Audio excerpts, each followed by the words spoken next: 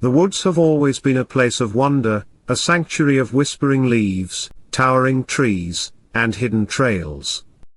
But beneath their beauty lies a shadow, a place where secrets are buried and horrors wait to be uncovered. On November 18, 1978, in the heart of Guyana's rainforest, a group of soldiers and police stumbled into one such nightmare.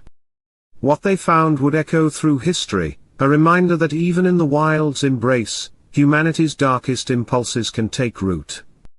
Today, we share 7 true stories of chilling discoveries in the woods, tales of tragedy, mystery, and the unexplainable. Yet, in each, there's a thread of hope, the courage of those who faced the unknown, the resolve to seek justice, and the strength to carry on.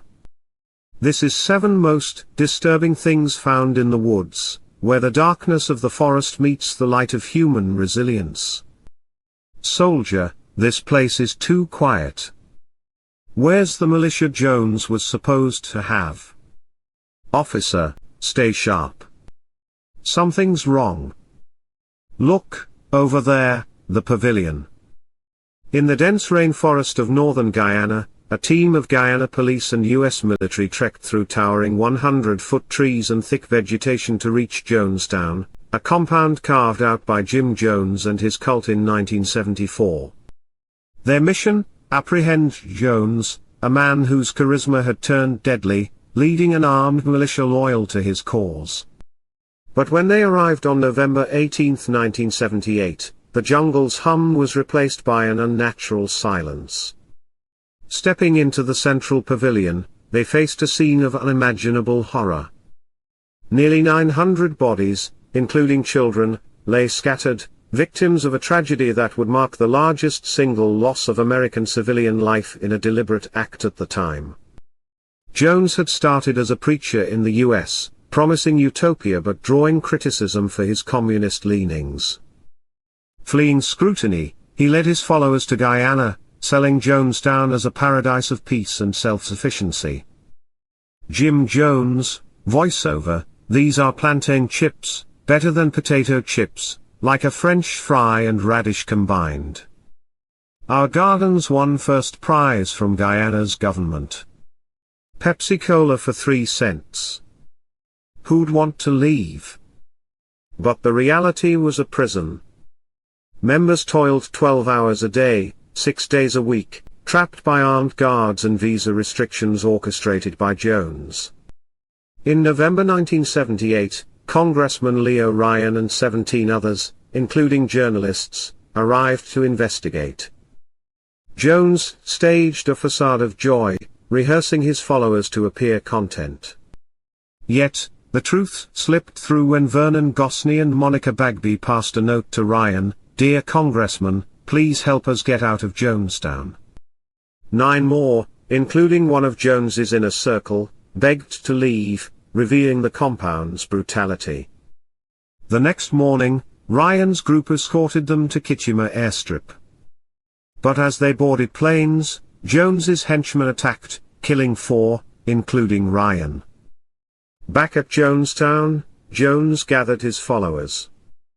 Jim Jones, voiceover, they won't leave us alone. More will come. There's no way we can survive. Drink the flavor aid, it's our only escape. Some drank willingly, brainwashed by Jones's lies.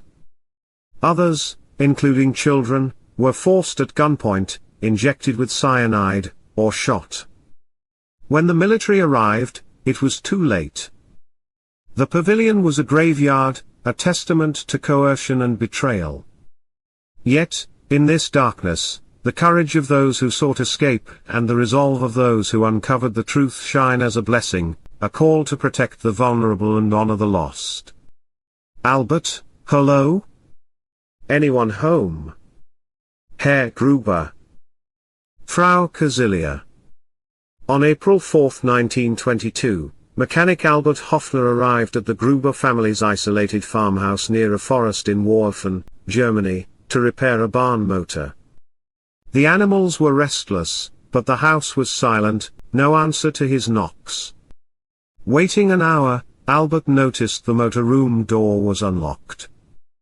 He completed the repair, intending to return for payment, and trekked half a kilometer to inform neighbor Loren Schlittenbauer. Loren, suspicious, knew the family would have mentioned any absence. That evening, he and two neighbors returned to investigate. The house was empty, the machine room door still unlocked. Breaking into the barn, they faced a nightmare. A human foot protruded from a hay pile. It was Casilia, 72, the family matriarch. Nearby lay Andreas Gruber, 63, his two daughters, and 2-year-old grandson Josef, his skull crushed in his stroller. In another room, they found the maid, Maria, her body hidden with clothes stuffed in the windowsill. The family had been murdered on April 1st, the killer lingering for hours to conceal the evidence with hay and blankets. No valuables were taken, ruling out robbery. Neighbors recalled the family seeing men watching from the woods, and the previous maid had quit, claiming the house was haunted. A recent break-in at the machine room added to the mystery, but the isolation left no witnesses. The case remains unsolved, a shadow over the forest. Yet, the neighbors' determination to seek answers and Albert's diligence in reporting the silence honor the Gruber family, a quiet blessing in their memory. Marc-André, what's that? A cabin. Out here. In July 2015, Marc-André, Arcada's environmental services director, was marking trees in California's dense Arcada community forest when he spotted an anomaly off the trail, a well-built cabin with a cinder block base, plastic sheeting, and a locked door. This was no shoddy shack, it was a carefully crafted hideout, built over weeks or months. Mark alerted park rangers, who staked out the site, hoping to catch the owner. Breaking the lock. They found a survivalist's haven, fresh water, a wood stove, canned food, and neatly stacked books, like a cramped studio apartment. Yet, no clues revealed the occupant's identity. Assuming it was abandoned, rangers left an eviction notice. But when they returned to demolish it, the cabin was gone, not a nail remained, only a charcoal-drawn squatter symbol in its place. How had the owner vanished so completely? Was it a criminal on the run, or someone seeking solitude? A decade later, the mystery persists. But in this enigma lies a blessing, the ingenuity of survival, the quiet respect for nature, and the ranger's commitment to understanding the unknown, preserving the forest's sanctity. Hiker found a trail camera. No battery or storage, probably junk. I'll take it to Mike to fix. Friend, let's see if it works. In May 2016, a hiker in Harlan, Kentucky's forest found a trail camera on the ground, seemingly abandoned.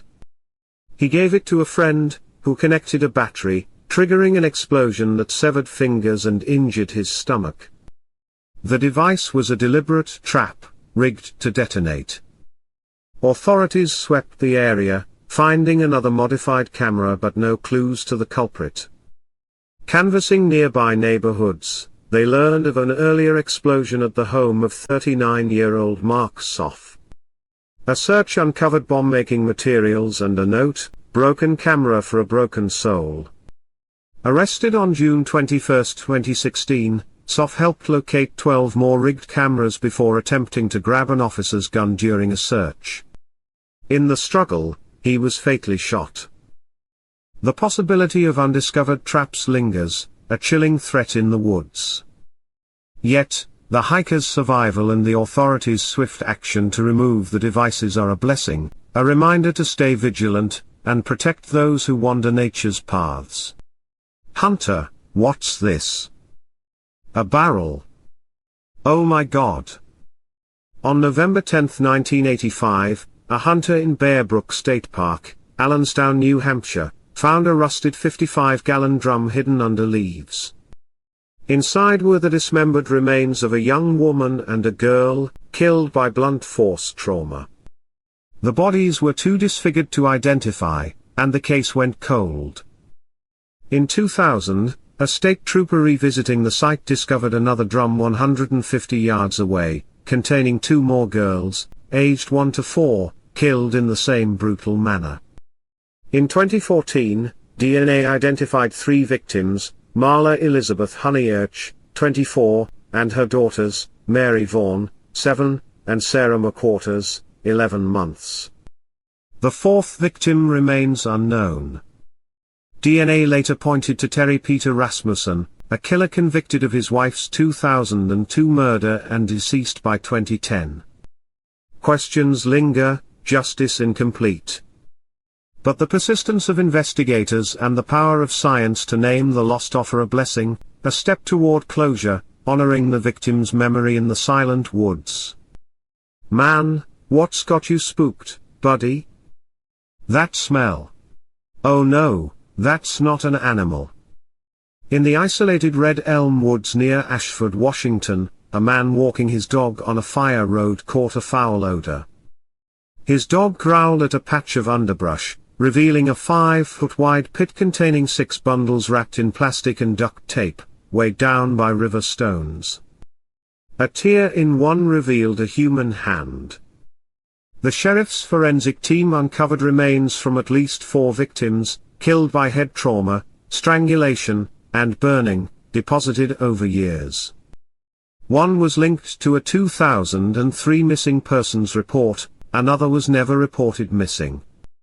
Just 30 feet from a trail, the methodical burial site yielded no suspects, fingerprints, or DNA beyond the victims. The killer remains unknown, a shadow in the forest. Yet, the man's quick action and the forensic team's care in uncovering the truth are a blessing, a call to remember the lost and seek justice, even in the wild's silence. Man, what's that in the ditch? Carpet.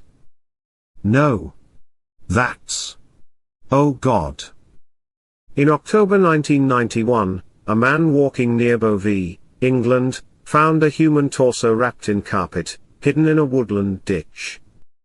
The head and hands were missing, arms severed below the elbows to erase identifying features.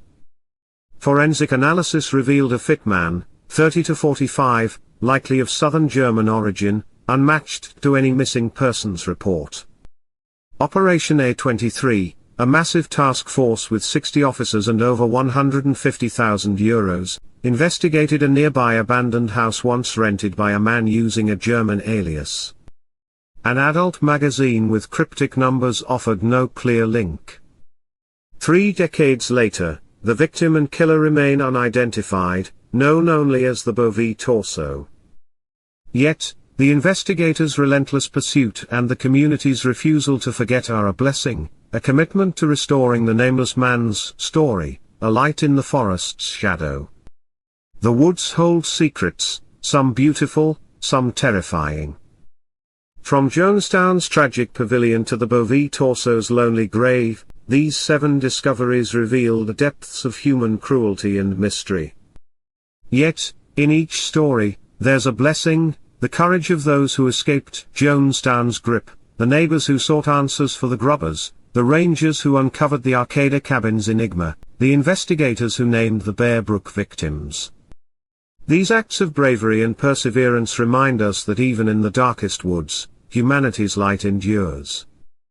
Share your thoughts, your stories, in the comments. Subscribe, like, and join us in honoring these truths. To our supporters, your belief keeps these stories alive. May you walk the world's trails with vigilance and hope, knowing that even in the shadows, there's a blessing waiting to be found. Until next time, stay safe in the wild.